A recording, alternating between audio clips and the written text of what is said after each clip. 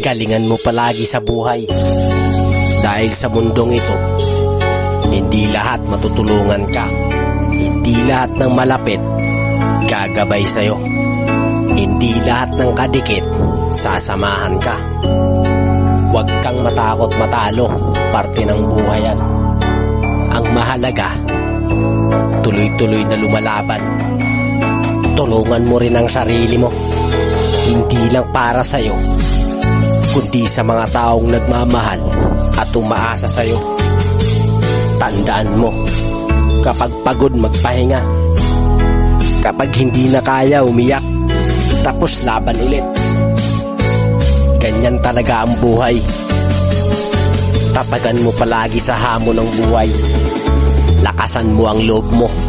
Matuto kang lumaban ng mag-isa hanggang sa meron ng mapatunayan.